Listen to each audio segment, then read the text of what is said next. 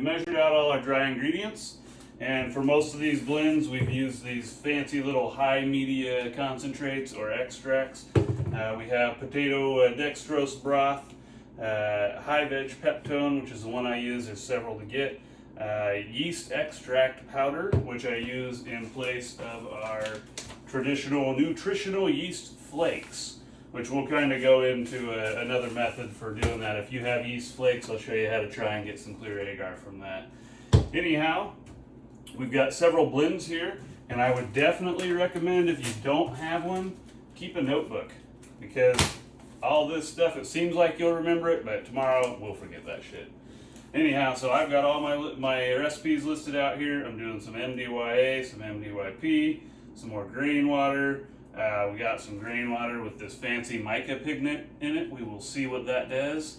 I've used it before and had it kind of make soft agar, just like what happens when you use charcoal. So we added a little bit of agar powder to that. We do have some charcoal stuff we're running here. And we got some really interesting stuff in this jar. That is MEP, or malt extract peptone agar, and that will be for gourmet growing. These are some of those pigments we were talking about. They're pretty cool. All different kinds of colors, made from mica. It's mostly natural, it's a mineral.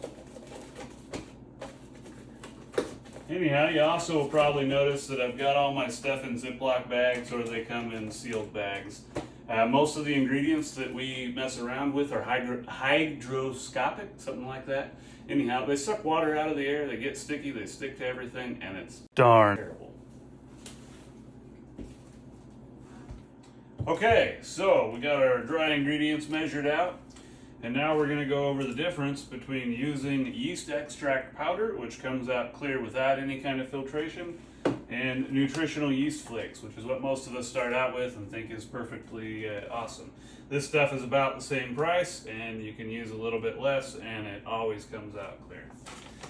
In this case, we're going to go ahead and we're going to take our yeast, and we're measuring out about 1/2 gram.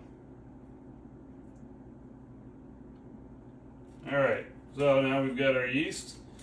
I had some water here that I heated up in the microwave. There's about a 1/4 cup here. I like to use about between a 1/4 and a 1/2 cup. We're just going to go ahead and throw that yeast in there. We're going to mix it up here a little bit. And we're going to let the water absorb it for a second.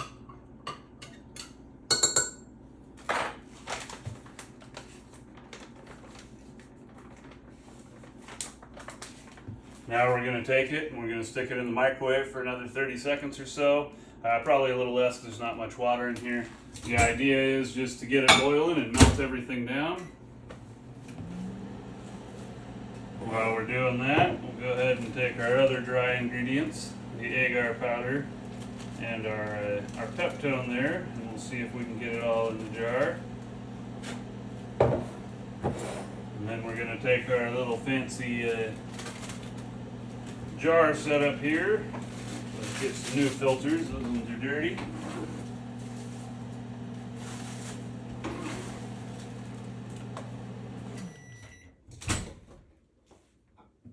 Alright, here's our nice, lovely, smelly, yeasty liquid.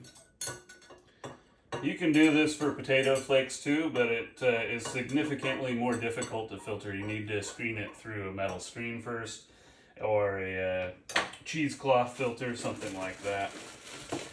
Anyhow, we're just gonna put our filter in and hold it with our hands and very carefully dump it in. It's pretty hot, so don't burn yourself. Wear gloves if you feel you need to. I'm a wild man, don't do what I do. Alright, now we got it draining most of the way. I'm just going to start collecting the top of it here, kind of put it all together, and just holding it again. Be real careful, you can burn yourself if you let your hand touch that hot water. And I'm just going to kind of push down a little bit, real soft with my mixer here, and a butter knife. The key with using these filters is just being real gentle. I like to hold it with the knife and twist just a little bit.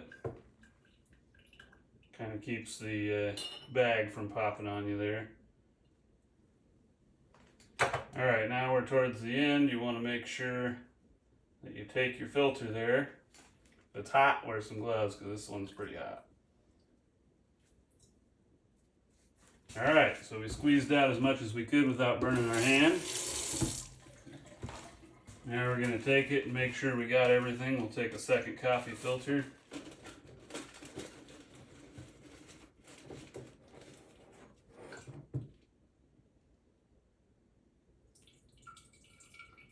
Goes through a little bit faster this time. These yeast flakes are one of the worst things for it. If you end up filtering all of your media and you still end up with chunks floating in there, you might look at what sugar you're using and what temperatures you're running, because sugar caramelization can really cause dropout and chunks of stuff that weren't there when you first mixed.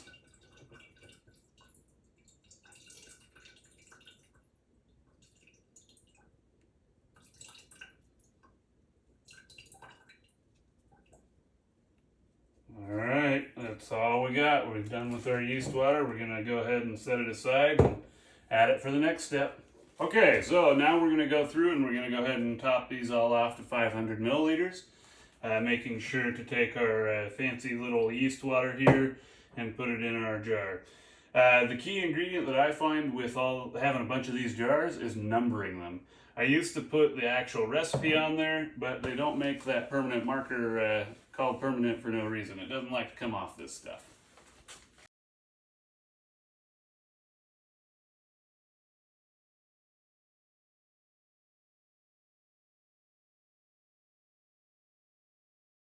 Okay, so while we were away, I got everything filled up and I got color in there. You can see I added my food coloring.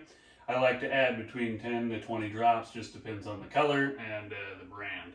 You can see we got some pretty vivid colors here. I haven't mixed up yet. So what we're going to do now is you can take one of these guys and you can very clearly see that there's a nice line of agar in there.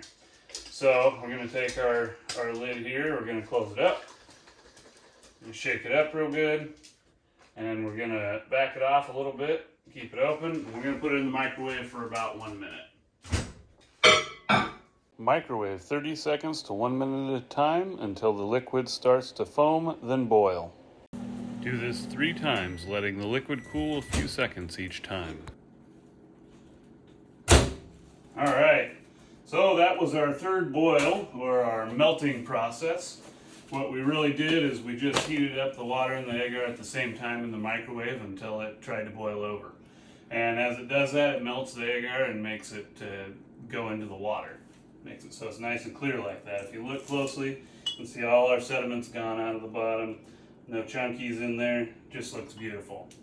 The key factor when you're doing that is really, really watch that bottle. Because if it gets to boiling, it takes like maybe 1 or 2 seconds for that thing to overflow, and you're in deep shit in there. You know, the best way to do it probably is not in the microwave. It's probably to use some hot plates with the little magnetic stir, but we do what we do, and it looks pretty damn good. All right, we're back here after doing our little microwave deal. Took us a little while, it took about 45 minutes, pain in the ass. Definitely not the most efficient way to do that. I think a lot of the pros, what they do is they have the magnetic stirrers that are also a hot plate. So they can set down 3 or 4 of these at a time, probably even 1,000 milliliter bottles, and they just add their ingredients to the heating plate. And by the time they get to the end of them, the first one's done, you put it in a bottle and throw it in the PC. Us, we gotta throw it in the microwave because we're working out of our house. So in this case, I put about 3 or 4 in at a time, just got them close to boiling, and then put them in one at a time to get them to boil up, like I said, a total of 3 times without overflowing, hopefully. And once you do, you get this nice clear look. What it does is it melts the agar and it blends into the liquid. If you actually allow the agar to settle on the bottom and throw it in the microwave without mixing it, you'll actually see a semi-transparent layer down there where the agar actually fully melts. You mix it up together and you get this nice look. Now even these darker ones like the charcoal and the pigment powder we do want them to also have the agar blended in. Otherwise, you get to the end and don't have it melted in. You pour your plates and maybe get to your last 2 or 3 plates and you have chunkies or big globs of agar, and you really don't want that. So now all we're going to do is we're just going to take and make sure that our lids are not tight. We'll back them all the way off, and then we'll just go ahead and start putting them in our PC. You can fit a total of 9 of these little guys in there. And you definitely want to make sure not to have them overfilled. And you definitely want to make sure not to have that lid on there real tight. These fancy hot gloves, they will help you load it up much quicker.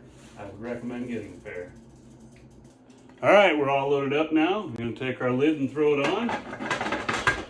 I like to heat mine about medium high, so around 7.5. We're going to run it through a standard PC cycle, let it get up to pressure, let the vent spew out some steam for about 10 minutes, 5 to 10 minutes, put our cap on, let it build to 15 psi, and run it for 30 minutes. That's all there is to it.